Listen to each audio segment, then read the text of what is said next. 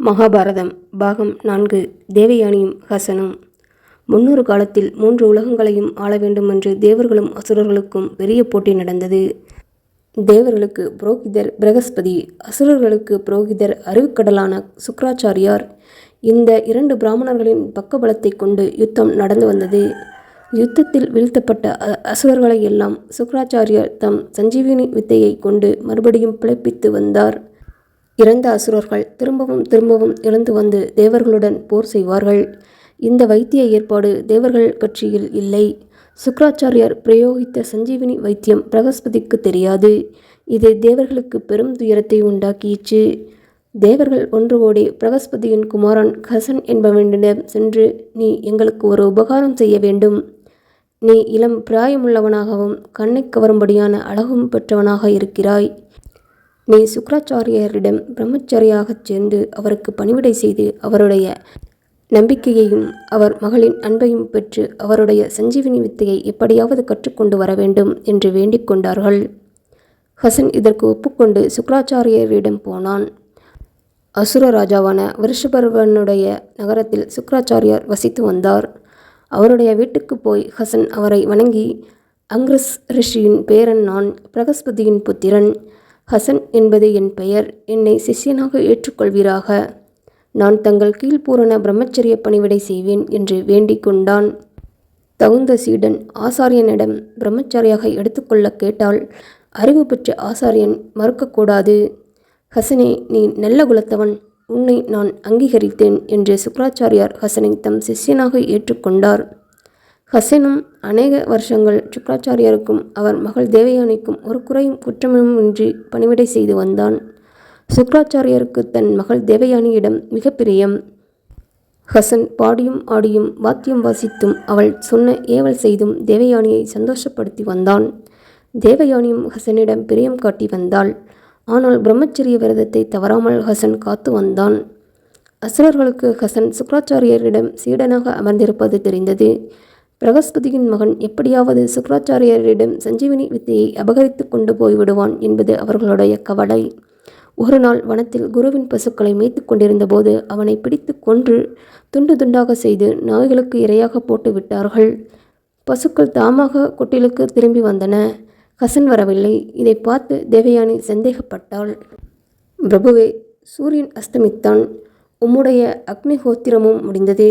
இன்னும் ஹசன் வீடு வந்து சேரவில்லை. பசுக்கள் தாமாக திரும்பி வந்து விட்டன. அவனுக்கு ஏதோ ஆபத்து நேர்ந்திருக்க வேண்டும். அவள் நில்லாமல் நான் பிழைத்திருக்க முடியாது என்று தகப்பனாரிடம் தேவயானி அழுதாள். மகளிடத்தில் மிகுந்த அன்பு கொண்ட சுக்ராச்சாரியார் சஞ்சீவினி வித்தையை பிரயோகித்து இறந்து போனவனை வா என்று அழைத்தார். இவ்வாறு அழைக்கப்பட்ட ஹசன் நாய்களுடைய உடல்களை பிளந்து கொண்டு வெளிப்பட்டு சந்தோஷ முகத்துடன் எதிரே வந்து நின்றான்.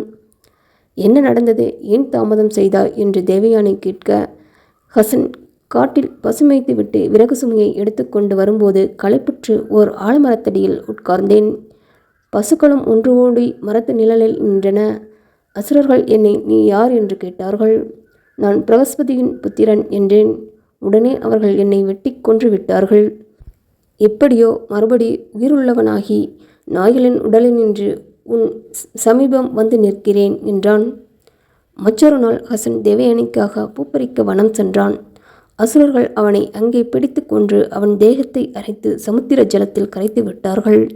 அவன் போய் வெகு நேரமாகியும் வீட்டுக்கு திரும்பி வராததைக் கண்டு தேவயானி தகப்பனாரிடம் சொன்னாள். முன் போலவே சஞ்சீவினியை பிரயோகித்தார் சுக்ராச்சாரியார். ஹசன் கடலினின்றும் உயிருடன் வெளிப்பட்டு வந்து நடந்த செய்தியை சொன்னான். அசுரர்கள் ஹசனை விட்டப்பாடில்லை. 3வது தடவையும் இவ்வாறு மறுபடியும் கொல்லப்பட்டான். அசுரர்கள் அந்த சமயம் அவன் உடலை சுட்டு சாம்பலாக்கி சாம்பலை மதுபானத்தில் சேர்த்து சுக்ராச்சாரியருக்கே கொடுத்தார்கள். அவர் ஹசனுடைய உடலை சுட்டு கரைக்கப்பட்டிருந்த பானத்தை குடித்து விட்டார். பசுக்கள் மேய்ப்பான் இல்லாமல் தாமாக வீட்டுக்கு திரும்பி வந்தன. தேவயானி தகப்பனாரிடம், ஹசன் இன்னும் வரவில்லை, அவன் கொல்லப்பட்டவன்தான். அவனின்றி நான் ஜீவித்திருக்க முடியாது என்றாள். நான் எத்தனை தடவை பிழைப்பு மூட்டினாலும் அவனை அசுரர்கள் கொல்வதாகவே தீர்மானித்திருக்கிறார்கள். அறிவு படைத்த நீ எந்த காரணத்தினால் ஒருவன் மரணமடைந்தாலும் அதை பற்றி துக்கப்படுவது சரியல்ல. நீ ஏன் வருத்தப்படுகிறாய்? உலகமே உன்னை வணங்குகிறது. நீ விசனப்பட வேண்டாம் என்று சுக்ராச்சாரியார் பெண்ணுக்கு சமாதானம் சொன்னார். ஹசனிடம் அடங்காத அன்பை கொண்ட தேவயானி சமாதானம் அடையவில்லை. இவன் அங்கிரசின் பேரன், பிரகஸ்பதியின் புத்திரன், பிரம்மச்சாரி தவமே தனமாக உடையவன், முயற்சியுள்ளவன், வேலைகளில் நிபுணன். அவன் கொல்லப்பட்டான். அவனின்றி நான் பிழைக்க முடியாது. அவன் போன வழியை நானும் அடைவேன் என்று சொல்லி உபவாசம் பூண்டாள். சுக்ராச்சாரியார் அசுரர்கள் மீது கோபம் கொண்டார். இவ்வாறு பிரம்மகத்தி செய்யும் இந்த அசுரர்களுக்கு நன்மை உண்டாகாது என்ற முடிவுக்கு வந்தார். சஞ்சீவினி மந்திரத்தை சொல்லி ஹசனை வா என்று அழைத்தார். மந்திரத்தின் பலத்தால் பிரக்ஷையடைந்த ஹசன், பகவானே, என்னை அனுகிரிப்பீராக என்று குருவின் வயிற்றுக்குள்ளிருந்து சொன்னான். இதை கேட்ட சுக்ராச்சாரியர் வியப்படைந்து, பிரம்மச்சாரியே, எப்படி என் வயிற்றுக்குள் நீ வந்திருக்கிறாய்? இது அசுரர்களின் காரியமா? இந்த நிமிஷத்தில் அசுரர்களை அழித்துவிட்டு நான் தேவர்களிடம் போவேன். சொல் என்று கோபமாக கேட்டார். ஹசன் வயிற்றுக்குள் இருந்து கொண்டே நடந்த விஷயத்தை சொன்னான். வைசம்பாயனார் சொல்கிறார், மகானுபாவரும் அளவறிந்த மகிமையுள்ளவருமான சுக்ராச்சாரியார் மதுபானத்தில் தாம் இவ்வாறு அடைந்த ஏமாற்றத்தை எண்ணி கோபத்துடன் எழுந்து அடியில் கண்ட வாக்கியத்தை மக்கள் நன்மைக்காக வெளியிட்டார். எவன் அறிவின்மையால் மதுபானம் செய்கிறானோ அவனை தர்மம் உடனே விட்டு விலகும். எல்லோரோடும் நிகழப்படுவான். இது என்னுடைய முடிவு. இதை இன்று முதல் ஜனங்கள் சாஸ்திரமாக வைத்து கொண்டு நடக்க வேண்டும். பிறகு சுக்ராச்சாரியார் தேவயானியை பார்த்து, பெண்ணே, இப்போது நீ எதை பிரியப்படுகிறாய்? ஹசன் உயிருடன் வேண்டுமானால் என் வயிற்றை பிளந்து கொண்டுதான் அவன் வெளியே வர வேண்டும். நான் இறந்தால்தான் ஹசனுக்கு உயிருண்டாகும் என்றார். ஐயோ, ஹசன் இல்லாவிட்டால் என்னை துக்கம் நெருப்பாக எரித்துவிடும். நீர் இறந்து போனாலோ நான் பிழைத்திருக்கவே முடியாது. 2 விதத்திலும் நான் இறந்து போவேன் என்று தேவயானி அழுதாள். இப்பொழுது சுக்ராச்சாரியாருக்கு விஷயம் புரிந்துவிட்டது. பிரகஸ்பதி புத்திரனே, நீ காரிய சித்தி அடைந்தாய். தேவயானிக்காக நான் உன்னை உயிருடன் வெளிவரச் செய்ய வேண்டும். நானும் இறந்து போகாமல் இருக்க வேண்டும். இதற்கு ஒரே வழிதான். சஞ்சீவினி வித்தையை உனக்கு நான் உபதேசம் செய்கிறேன். நீ என் வயிற்றிலிருந்து கொண்டே உபதேசம் பெற்று அதை தெரிந்து கொண்ட பின் என் வயிற்றை பிளந்து வெளியே வா. நான் இறந்து போவேன். பிறகு நீ கற்ற வித்தையை கொண்டு என்னை பிழைப்பித்து தேவயானியின் துக்கத்தை தீர்த்து விடுவாயாக என்று சொல்லி ஹசனுக்கு சஞ்சீவினி வித்தையை உபதேசித்தார். அதன் மேல் சுக்ராச்சாரியருடைய வயிற்றை கிழித்து கொண்டு ஹசன் பூரண சந்திரனைப் போல் வெளிவந்தான். அறிவே உருவம் கொண்ட சுக்ராச்சாரியார் வயிறு கிழிந்து இறந்து கீழே விழுந்தார். ஹசன் உடனே தான் கற்ற சஞ்சீவினி வித்தையை கொண்டு சுக்ராச்சாரியருக்கு மறுபடி உயிர் தந்து தேவயானியை மகிழ்ச்சி பெறச் செய்தான். வித்தையில்லாதவனுக்கு வித்தையை தந்த ஆசிரியர் தந்தை ஆவார். அதுவே என்று நாம் உம்முடைய வயிற்றிலிருந்து சிசுவாகவே பிறந்திருக்கிறேன். நீர் எனக்கு தாயும் ஆவீர் என்று சொல்லி சுக்ராச்சாரியரை கசன் நமஸ்கரித்தான். அதன் பிறகு பல வருஷம் கசன் சுக்ராச்சாரியரிடம் படித்து வந்தான். விரதம் முடிந்து ஸ்நானம் செய்த பிறகு குருவினால் விடை கொடுக்கப்பட்டு தேவலோகம் போக புறப்படும்போது தேவயானி கசனை பார்த்து, அங்கிரஸ் பௌத்திரனே, நீ ஒழுக்கத்தினாலும் குலத்தினாலும் கல்வியினாலும் இந்திரியங்களை அடக்கிய தவத்தினாலும் ஒளிபெற்று விளங்குகிறாய்.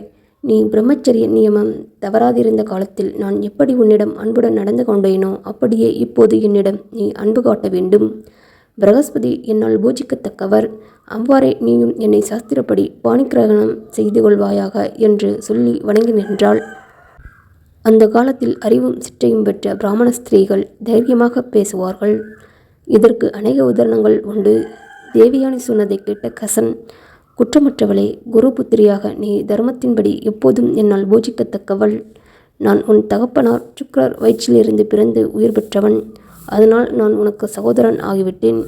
சகோதரியாகிய நீ என்னை இவ்வாறு வேண்டலாகாது என்றான்.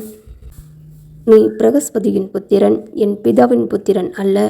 சிநேகத்தினாலும் காதலினாலும் பல தடவை உயிரிழந்த உன்னை நான் பிழைக்கச் செய்தேன். பற்றுள்ளவளும் குற்றமில்லாதவளுமான என்னை நீ கைவிடலாகாது என்று தேவயானி பல முறை வேண்டிக் கொண்டாள். ஏவத்தகாத காரியத்தில் நீ என்னை ஏவ வேண்டாம். அழகிய புருவங்களை கொண்ட விசாலாட்சி, கோபம் கொண்டவளே, உனக்கு நான் சகோதரன். எனக்கு சுபம் சொல்லி அனுப்பி வைப்பாயாக. தவறுதலன்றி என் ஆசிரியர் சுக்ராச்சாரியருக்கு எப்போதும் பணிவிடை செய்ய கடவாய் என்று கசன் தேவயானியின் வேண்டுகோளை மறுத்துவிட்டு இந்திரலோகம் சென்றான்.